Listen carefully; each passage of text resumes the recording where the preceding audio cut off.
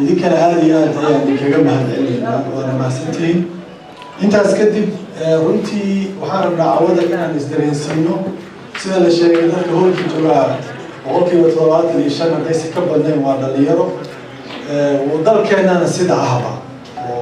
وحالة ما أنت سوماليا isbedelkii ku dhacay sodonkiisana ugu dambeeyay waa in jiilka dhalinyarada uu ka badan yahay laba jeer jiilka kale taas markay dhacdana inta badan wadamada waxaa la yidhaahdaa colaadaha sokeeye kasoo kabanaya ama kasoo baxaya markay dhalinyarada ay ku badan yihiin oo inta badan bay dhalinyarada ay ku badan yihiin ayaga iyo dadka odayaasha ah isku fasiraad ma aha isku fahamna ma aha sababtoo ah nolosha bini aadamka hadday siyaasad tahay hadday dhaqan tahay hadday bulsho tahay iyo hadday dhaqaalo tahay intaba waa tagto wax tagay oo taariikhi ah iyo wax hadda taagan iyo midda soo socota saddexdaas waaye zamanka ama xaaladda bini aadamka saddexdaas ayay u qaybsan tahay marka tan taagan waa la wada joogaa oo hadda waan wada joognaa oday hore iyo dhalinyaro iyo rag iyo dumar iyo qof walba waan wada joognaa oo hadda waan ku wada noolnahay xaalad aan ku wada noolnahay taagannahay waaye si taas looga gudbo marka waxaa la yidhaahdaa jiilka waaweyn ama generationka ama faca weyn inta badan wuxuu midicsadaa ama dareenkiisa ama fasiraadiisa ama u dabranaadaa midii lasoo dhaafay meesha dhalinyarada ay aada u fiiriyaan waxa soo socda saasaa la isku wareersan yahay marka xataa markaa siyaasadda fiiriso ama maamul goboleedyada ama dowladda dhexe federaalka ama xataa Somaliland walaalaheenu hadda gooni inay isku taageen sheegay intaba loolanka ka socda markaa u fiirsato dadka labada generation ama labada fac ee dhalinyarada iyo dadkii hore waxaad moodaa dadka waaweyn weli inay maadigii ama wixii tegey ay hostage u yihiin ay maxbuus u yihiin taariikhdaasi aad u xasuustaan xanuunka badneed waa xanuun badneed sax waay dhibka badneed waa dhib badneed sax waay laakiin dhalinyaradu inta badan waxaa la soo dhaafay ma aha waxa ay u dabran yihiin hamigooda iyo hiigsigooda mustaqbalka iyo wax soo socdo oo indhaha ay ku hayaan marka waxaa la rabaa iyadoo tagtadiina laga warqabo oo la ogyahay wixii na soo maray iyo dhibkii nagu dhacay inaan mustaqbalka aan hiigsano oo mustaqbalka aan fiirino taasaa hadda anaga muhiimaddeena ay tahay maadaama la rabo in aan fiirino ayatiinkeena dambe oo aansan hebel waxaas maxaa lagu sameeyay ama saas maxay u dhacday keliya aan la kor taagnaanin haddaan usoo noqdo haddaan fiiriyo dalka Kenya haddeerta in sabab oo la xisaabiyo xorriyadda qaad soo maaha naqasana inaga dambeeyeen 3 sano lixdankii aan qaadanay naga xorriyadda maanta isku meel maan joognaa ciidankooda nabadda dalkeena ilaaliya ayagaan qaxooti ku nahay ama ka dhex ganacsanaa ama dhex degannahay dowladda hadda waxaa waaye regionka markii la fiiriyo adduunka hadda loo arkay inay tahay responsible dowladda responsible-ka ah regionkan East Africa hadda lagala macaamilo waa Kenya awal Ethiopia hegemoniga ama awoodda haysan jirta Ethiopia hadda markii hay'adii dhexdeedii si fowr ka dhacay dowladda hadda wadamada adduunka quwadaha waaweyn ee hadda gobolka East Africa waxa laga weydiiyo waa Kenya wadana xorriyad 3 sano ugu horreeyay maxaa dhacay markaa isweydiinay maxaa meeshaas na dhigay maxaa halkaas ku naalaa maxaa sababay haddana markaa waa midda meeshaan uga baahanahay tagtada wixii tegay inaan eegno si aan timaadada ama taaganta aan u ogaano meesha aan taaganahay iyo midda imaanaysa intaba aan wax ugu qaybsano runtii ma raba inaan dheereeyo hadalka laakiin waxaan rabaa dhowr qodob annaga xisbi ahaan guddoomiyaha ka dhawaajiyey iyo musharax ahaan intaba maxaan rabnaa annaga oo hiigsanaynaa sax waaye dowladda dhaliilaheeda waa sheegayna waqtigeedu waa dhammaaday ninkii odagaa meeshaan ka hadlaa sheegay sax waaye hadda waqtigeedu waa dhammaaday waqtigeediina waa qaadatay hadda waxaa loo baratamayaa waa ayada in la bedelo maxaan rabnaa marka annaga aan u taagannahay oo rabnaa bedelka aan rabno muxuu yahay kow annaga waxaan aaminsanahay Soomaaliya waxaa taladeeda wareeriyay inay ka mid tahay xukun dhex ka talis ah ama waxaa la yiraahdo centralized authority power hal meel ku aruursan inuu yahay dhibaatada Soomaaliya keentay oo dowladdii dhammaan laga dhigay dowlad xarun ka talis inay tahay oo madax ka nool ah dadka dowladda soo gaara garanaya dowladdeennii duntay ugu dambeysay 90kii waxay ahayd madax ka nool xaruntu bay ka nooleen oo waxay ahayd wax kasta oo adeeg dowladeed ku xiriira inaad muqdisho u timaaday ahayd wax kasta oo xataa waxbarashada jaamacadda u baahan tahay xataa inaad muqdisho meel kale waddanka jaamacad ku ooli inaad muqdisho u timaado u leeyahay haddaad baasaboor u baahan tahay inaad muqdisho u timaado haddii aad u baahan tahay inaad dalka dibaddiisa u dhoofto inaad muqdisho ka dhoofto garoon kale ma jirno oo diyaarad caalamiga kaa qaadi karta wax walba oo nolosha bini aadamka ku xiriira wuxuu ku xirnaa dowladda madax ka nool ahayd markii meeshii madaxii ka noolee dhibaato ka dhacdayna waa lagu kala tegay dalkii oo waa badbaadi waayay dalkii oo hadda muqdisho xataa maalin isku dagaalaha ka dhacay hadduu xataa ka dhaco muqdisho dagaal hadda dalka intiisii kale meelo badanaa nool oo maamulo iyo system iyo ka jiraan iyo deegaan iyo waxbarasho iyo caafimaad ay ka socdaan marka dowladda dhex ka taliska ah dadka ku riyoonaya ama raba inay soo celiyaan ama u yaqaana inay berisamaad tahay ama u yaqaana inay tahay dowlad xooggan annaga fikirkaas waa ixtiraamaynaa dad qabaa jiro laakiin annaga waa ka duwanahay annaga waxaan rabnaa dowlad xukunkeeda dhexda aan xarunka talis ahayn oo aan madaxa ka noolayn ee xukunka uu baahsan yahay oo uu xukunka dalka dhan ku fidsan yahay oo hadda Kenya idinka waxaa dhahdaa markii la joogo devolution soo ma annaga hadda Soomaali waxaa la yidhahdaa federal ayaa la yidhahdaa waa adduunka dhan ee hadda waxaa ka zuulay dowlad xarunka talis ah meelada dhifay ku dambaysaa adduunka oo aanan badnayn ku dambaysaa adduunka hadda xooggiisa wuxuu u jihaysay xukunka in la daadajiyo la furfuro ama devolution ku magacaabo ama decentralized ku magacaabo ama federal ku magacaabo ama nooca harta u bixi awoodda in la furfuro ayaa hadda adduunkii laisku raacsan yahay dhalinyarada waxaa rabaa arrintaas inay noodgareeyaan inay muhiim tahay midda labaad oo la rabo maxaa waaye talada inay hal gacan ku aruursanaadeen tii hore hal xarun ahayd soo maha talada inay hal gacan ku aruursanaadeen oo hal qof uusan talayn waa midda dadka u yaqaanaan kaligii talis inaysan dhicin oo talada hal qof keliya go-aankeeda iyo masiirkeeda iyo jaangoynteeda uusan yeelanin sababtoo waxaa dhici karto inay dhibaatooyin waaweyn dalka u keento hadday talada hal gacan ku jirto maxaa ka dhalanaya halkaas gacanta check and balance waxaan dheelitir ma laha ma dheelitirna awooddiisa cid dheelitiri karta male marka qofka bini aadamkaana sidiisaba hawadiisa iyo dareenkiisa iyo rabitaankiisa ka xoog badan marka waxa celiya oo dabra waa hay-adaha dawliga waxa dabra oo check and balance ama waxaa la yidhaha isdheelitirka isku sameeyay waayo waxa isdabra marka talada si hal qof gacantiisa ugu aruursanaanin waa inay hay-adaha dowladdu kala madax bannaan yihiin oo check and balance oo jiro hadda dalkan Kenya doorasha ka dhacday intaasoo lacag oo bilyan oo Kenya shilin ku baxday intaasoo juhdiya ku baxay qoladii mucaaradka petition gudbisay judge maxkamadda ku sareeyay doorashadii wuxuu dhahay lagu celiyay sax ma because judge uu ka madax bannaan yahay executive Soomaa doorashada lagu celiyo dhahay intaasoo qarasha baxday intaasoo waqti baxay intaasoo energy baxay laakiin waa lagu celiyaa maalmood oo waqti mashruuca BBI la yiraahdo xasoo diiday maxkamadda oo غير dastuuri ah marka waddankaana arkaysiin wuxuu ku nool yahay meelaha hadda uu ka soo kabanayo Afrikada kale ugu roonyahay waxa waaye judiciary-ga madax bannaan garsoorka madax bannaan asaga wuxuu ku hayaa check and balance dheelitir ayuu ku hayaa wuxuu kale leeyihiin civil society xooggan waa leeyihiin media madax bannaan waa qaban kuwaas ay ilaaliyaan dadka xukunka haysta qoladinkaas ay ilaaliyaan oo ku dhagan maxay kaloo leeyihiin professional army waa leeyihiin iyadan waxay qabaan professional ah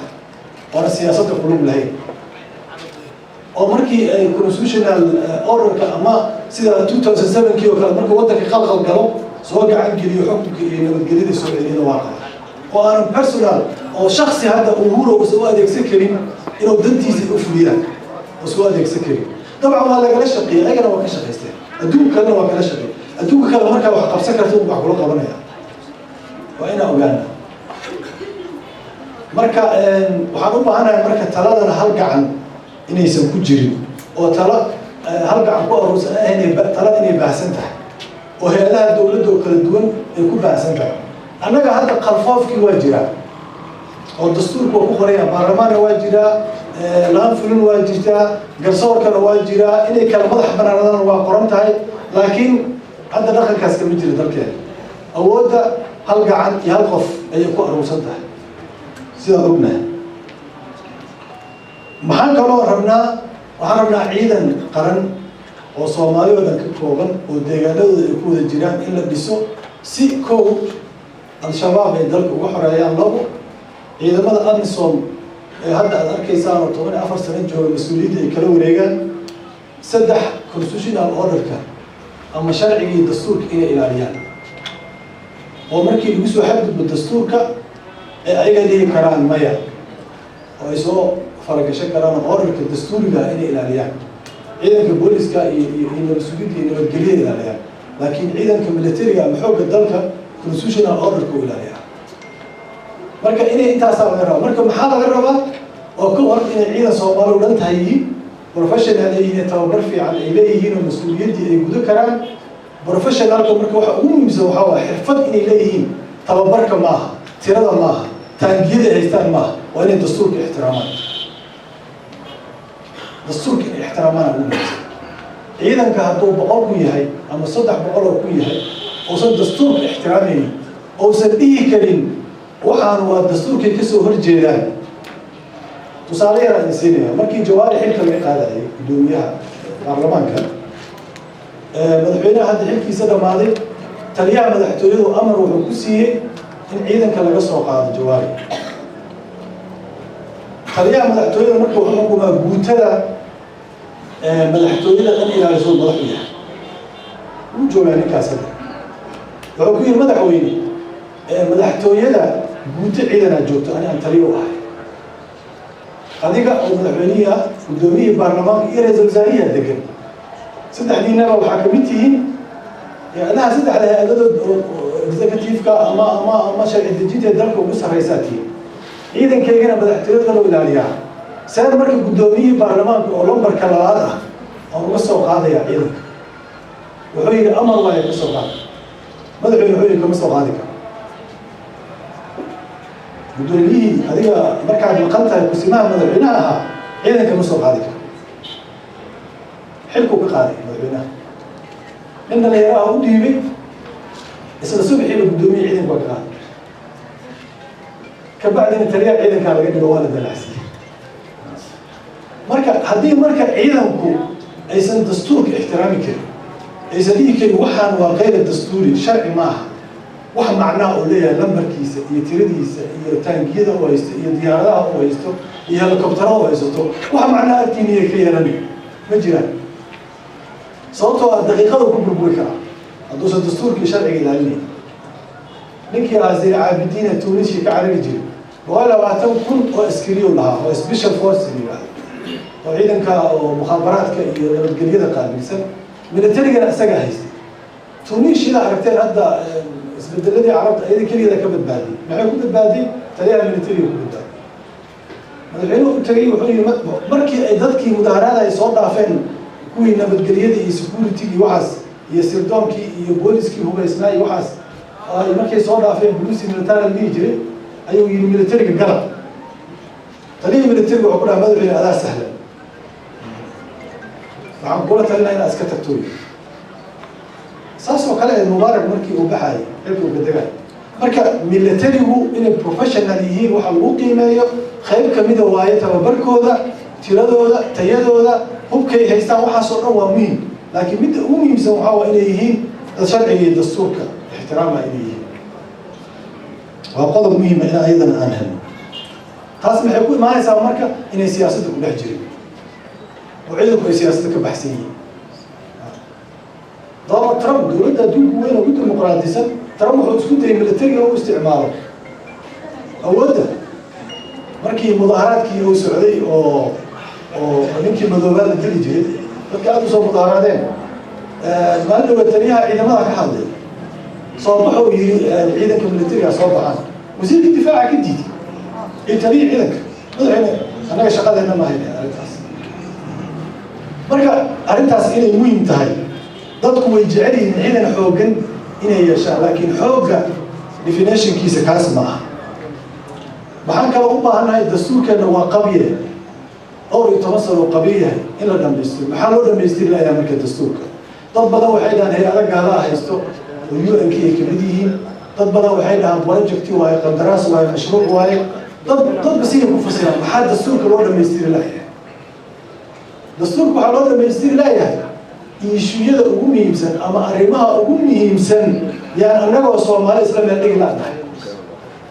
dastuurka waa dhowr qodob waa dhowr qayb ka kooban waxna waa technical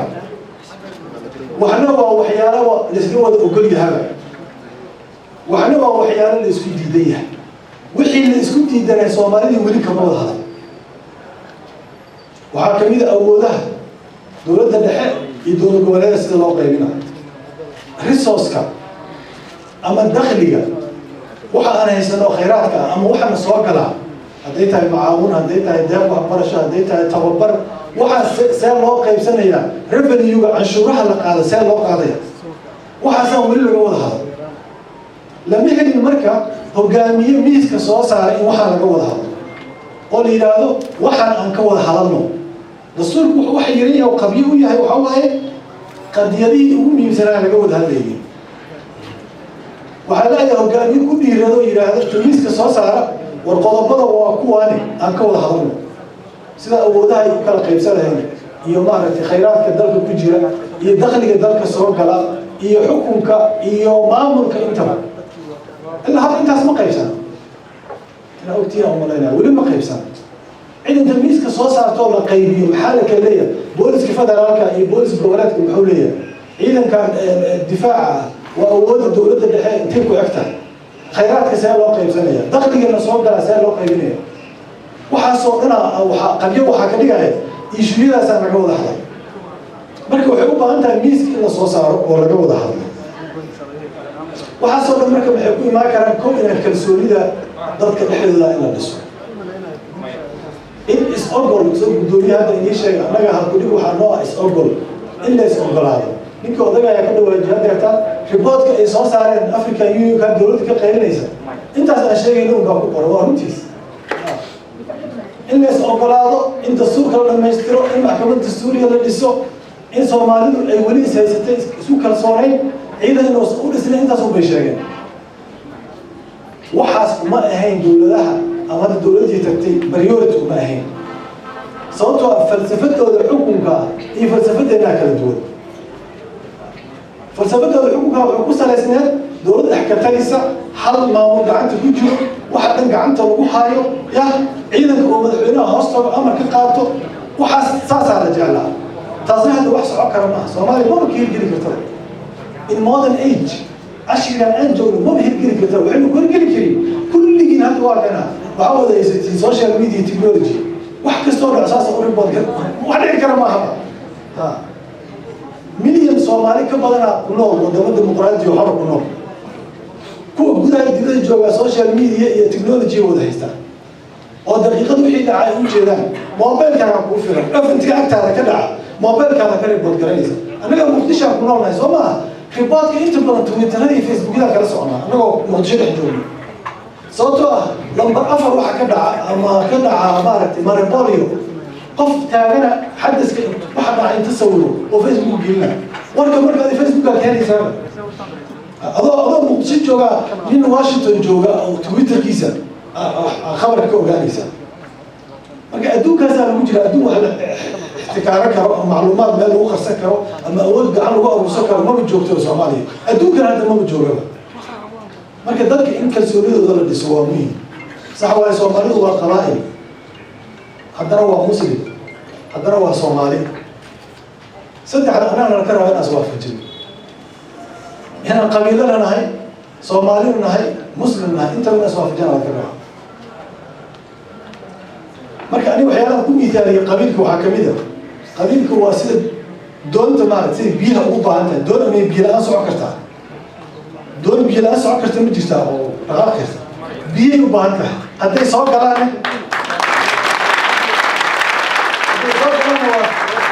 waa qalqinaya doonta qabiilku waa saas camal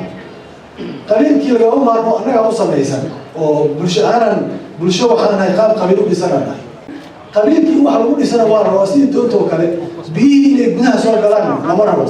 sababtoo waxaa laga cabsanaa inay qarqiyaan oo nadajiyaan see loo kala ilaa marka xigmadii waxay u baahan tahay lagu kala ilaalin lahaa qabiilkiina isagoo jira wax loogu kordhisi lahaa loogana ilaalin lahaa inuu wixii dumiyo aliska waa arrin mucaqada soo maaha waxoogaa adag marka qofkii u haysaa inay simbal tahay qabiilka aan ka baxno allahu akbar soomaali ha noolaato doo ku dhaho wax badan maha eekaas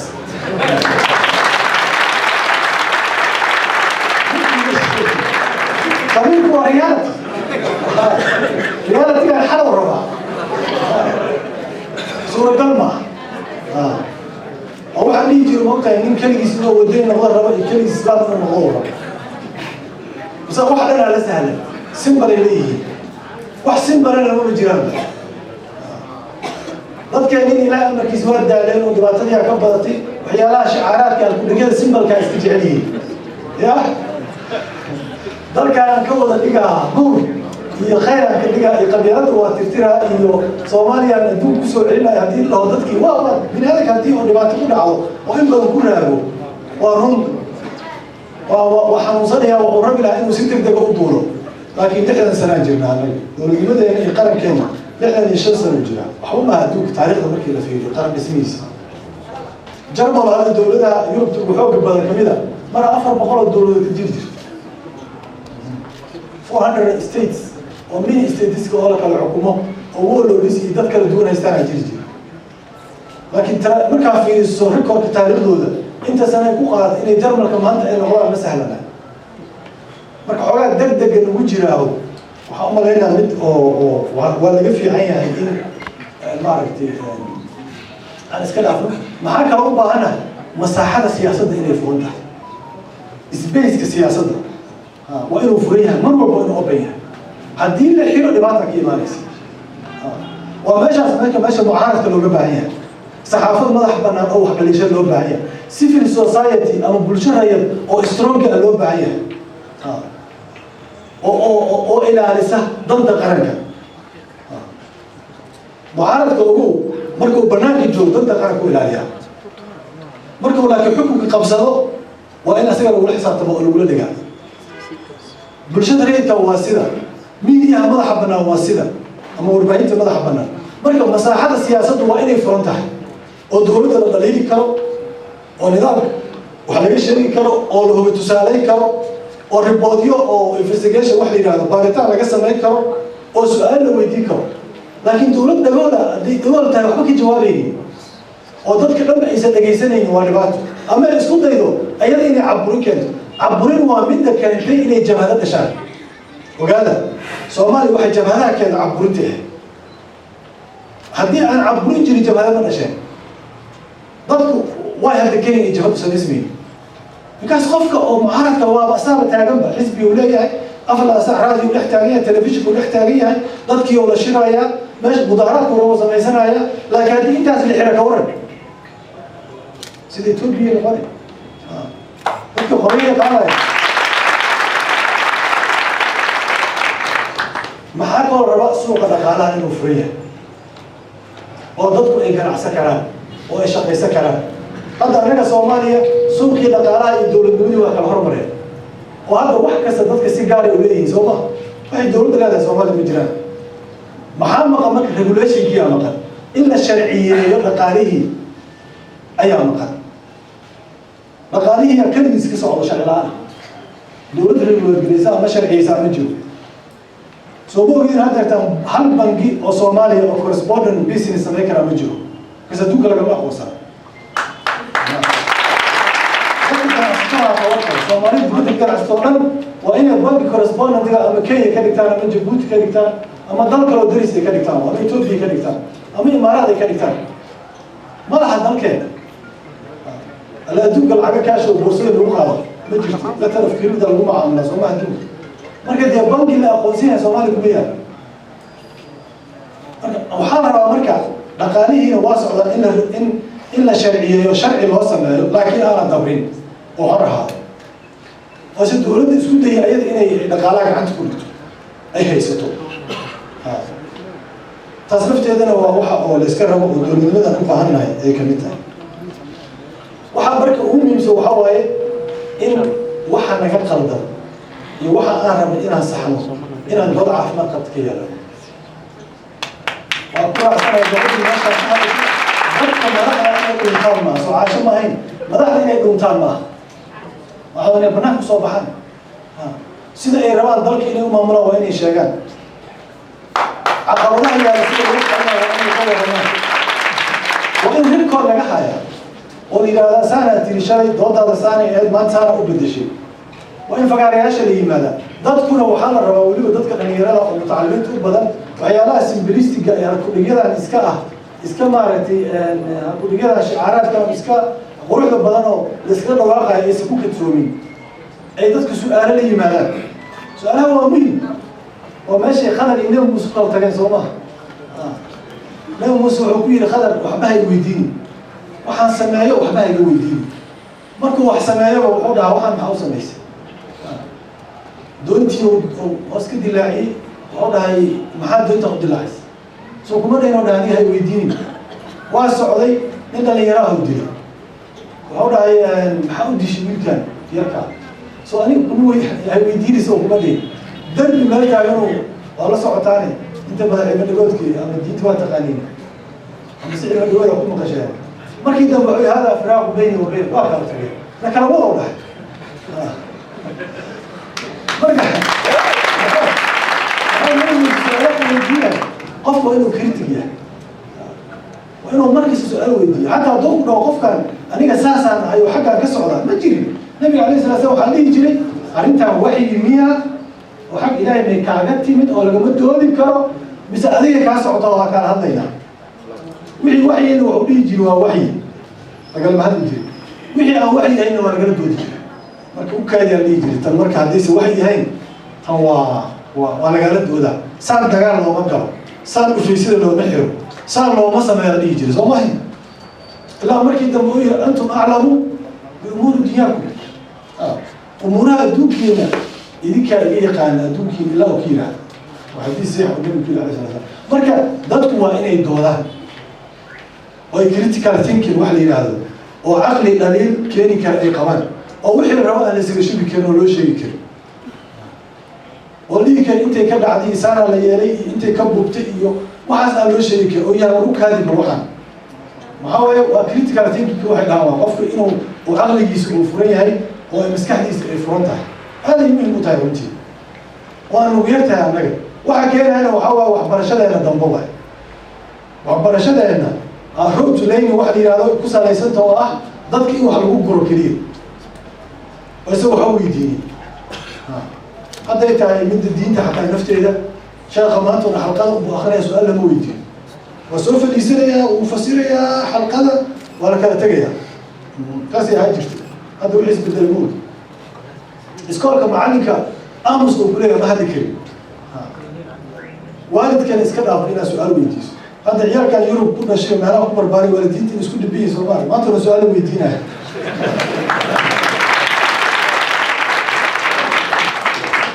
This is not fair ولا يا this